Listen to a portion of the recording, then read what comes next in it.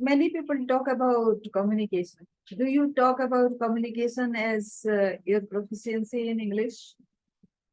So it is not only English, although speaking English is a very big part of communication, but communication itself is about communicating with people in an effective manner, whether you speak English or not. To be able to communicate, do you need English? You only need to know about what you want to speak. That is the most important thing. And to be confident about whatever you are thinking.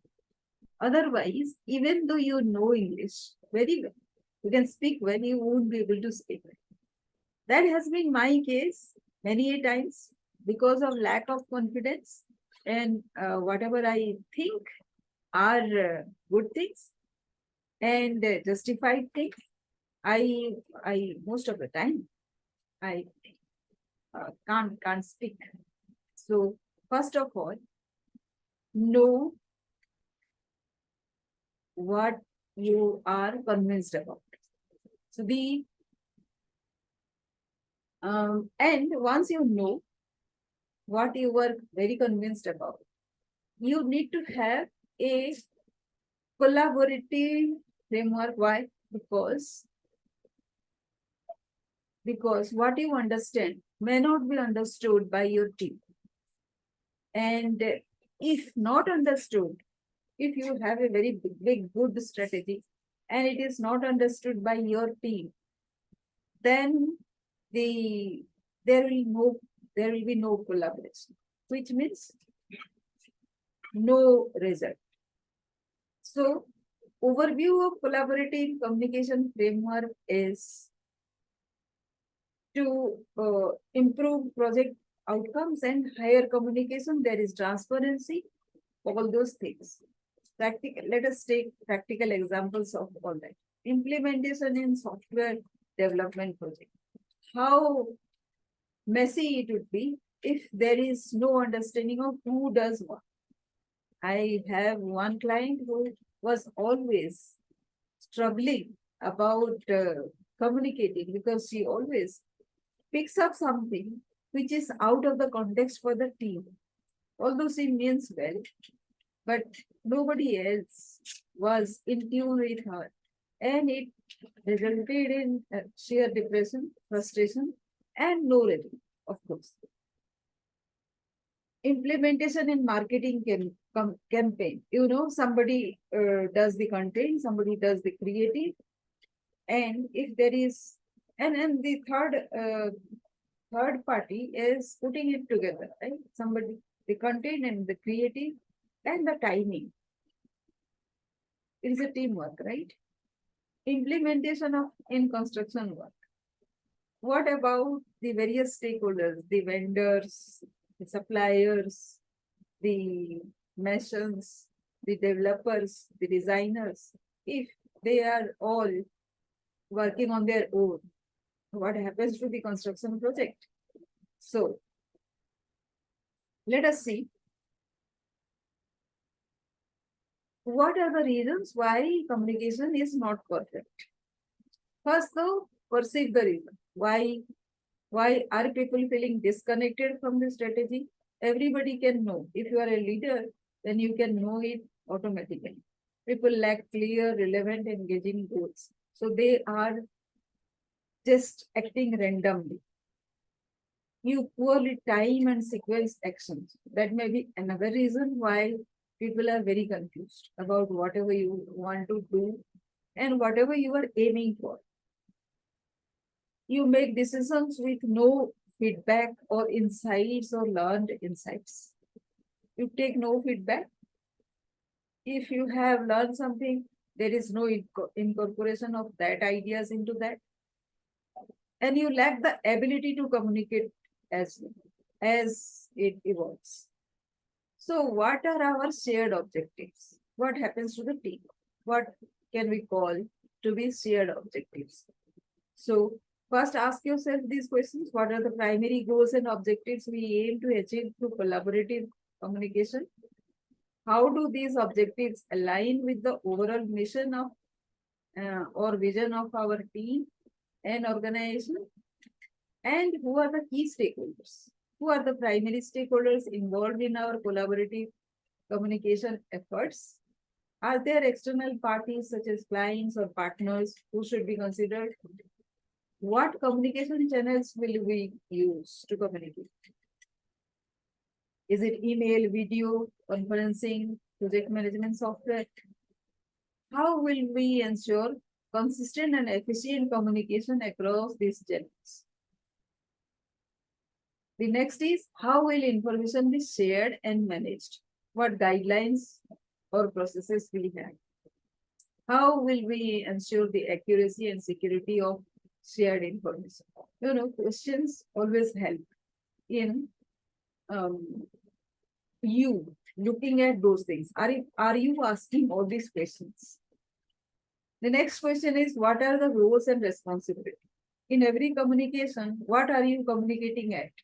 If you don't see your team members as responsible for their part, how will these roles align with our communication goals? How will we handle conflict and disagreements? It is never that you say something, you outline something, and everybody agrees to it. There may be several reasons and several circumstances because of which there will be conflicts and people will disagree. Now, how to resolve that? What communication can we do? What communication is in place? What are the avenues through which people can voice their disagreements? Who should team members turn to for mediation or support? Is this defined? This is part of the communication, the collaborative communication, right? So when these disagreements happen, it has to be documented that this person you should reach out to. What is the preferred communication style? Are there preferred communication styles or norms in the team or organization? Have you defined that? Is it a phone call? Is it an email? Or is it a handwritten note? What have you defined? So accordingly, people will follow that. What is the first priority? People will follow that. And you have to be very careful and observant about what communication you are receiving. If you have defined that communication as number 1, 2, or 3 priority, you need to be very sensitive about that. How will we address differences in communication styles among team members? Suppose your preference is email, while the other person likes to communicate over phone. That means there is no lag in his or her thoughts and communication. Maybe that person is impulsive, but you cannot think about him being impulsive because that will be judgmental on your part. That is again a very bad communication style of yours. So you need to give benefit of doubt to that person as to why he wants that way, that communication style. It has to be respected. How will we measure success? What key performance indicators will be used to measure the success of our collaborative communication efforts? So here, if you have identified these are the key performance indicators, KPIs, then the immediate thing is you have identified those, outlined those, and it has to be communicated immediately. Otherwise, nobody is going to understand what has been your indicator. Who knows? How frequently will we assess our progress and make improvements? So once you make key performance indicators, it doesn't mean that every day you will be looking at those indicators. It doesn't help. It wastes a lot of time. Many people I have seen are looking at the indicators all the time. See, there is some reason why people will not be updating those indicators regularly, which means it shows nothing on the performance indicators table. It doesn't mean that person is not working. Of course, it is a discipline to update in time, but there may be thousands of reasons why that person couldn't update. And that is why it has to be periodical and when those updates should be updated to be appearing for the group elaboration, group evaluation. So whether people are respecting that needs to be outlined. It cannot be everyday basis. So what are the guidelines for feedback and improvement? If these guidelines are not in place, then it will be passed on as judgment and being sarcastic. So, how can team members provide feedback on the effectiveness of our collaborative communication? This needs to be, again, this needs to be communicated and outlined, because everybody would like to refer to some documentation before that person speaks out or convey their concern about something. And if they have some ideas about improvement, there has to be some method of communication. What steps will be taken to continuously improve our communication practices? If that communication has a lag time, if there is a delay between the realization of conveying something very important and the actual time that it is being communicated, if there is a delay, then here is a concern. This needs to be addressed. And that there should not be any delay. The moment it is realized, it has to be put forward. What is the timeline for implementation? Rolling out the collaborative communication framework. Are there specific milestones or deadlines we should be aware of? How will we foster a collaborative culture? What strategies will we employ to foster a culture of collaboration and open communication within the team or organization? How can we encourage active participation and engagement? What resources and training will be provided? What support systems will be in place to help individuals adapt to the framework? How will we ensure alignment with values and ethics? Are there specific ethical considerations we need to address? So these are the questions that the leaders should ask. Now, where from I come? What is the context of all this? So first, all of us realize that we don't ask so many questions.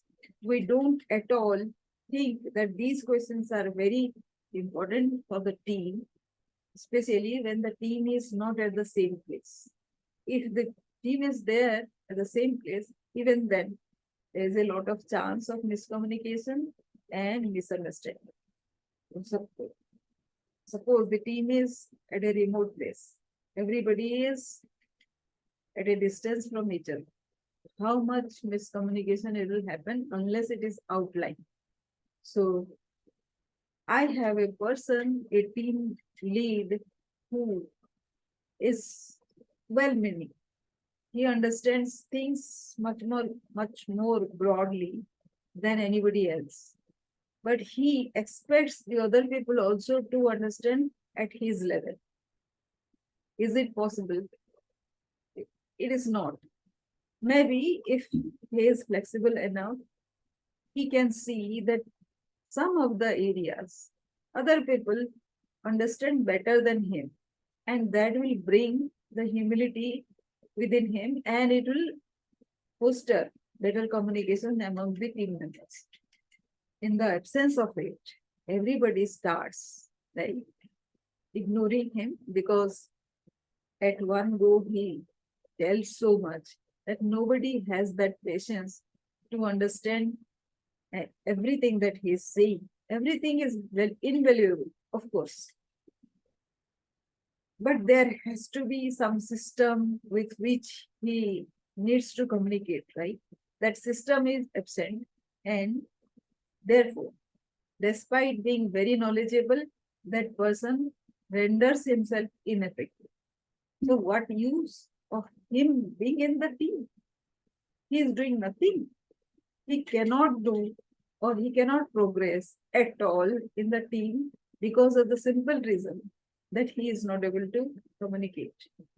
It is that grave situation, which is why a collaborative framework needs to be established. It is not only the framework, it has to be the mindset also. If you have put down something, it has to be respected. It has nothing to do with your knowledge level or the awareness level. You might think, if you are the person, you might think that you understand better, and other people, despite you telling the same thing over and over again, the other people are not able to pick that up. There are other reasons than inefficiency that needs to be understood, realized. It is not that you don't know. It is just that you don't realize. So it is communication is that. It is much more than English, just English. And how do you, what are the tools that you can adopt to do this? It is having the reporting system in place. Suppose everybody provides a weekly report of, say, 3-4 slides. That's those slides, PowerPoint presentation again are very important tools for communication. Now that tool cannot be like literature kind of thing. Mahabharat Ramayana नहीं लिखना है उसमें. It has to be about precisely what you have done and what you want to tell to the team. That's all. So it has to be max 10 slides, including the introduction and the thank you slides. So in 8 slides, you have to tell everything, and every slide cannot have more than 4 points. That's all. So if compiled, then the leader can see what is the gap happening. So I always focus on having those weekly reports. It has to be 10 slides. A PowerPoint PPT, do you know how to create a PowerPoint PPT? See, the collaborative communication framework, such a big thing, it can be resolved with such simple techniques. Many people at very senior level, they don't know how to put a PowerPoint presentation. So PowerPoint presentation, how to do it, that will be a separate session. But to realize that it is such a simple tool which can resolve such a big problem is the first and foremost thing to be understood and realized before implemented. So I find a lot of resistance out there. Do you have that resistance? Please find out and record that and evaluate yourself. Why such resistance? Because self-questioning is the first thing towards having a better communication. Thank you.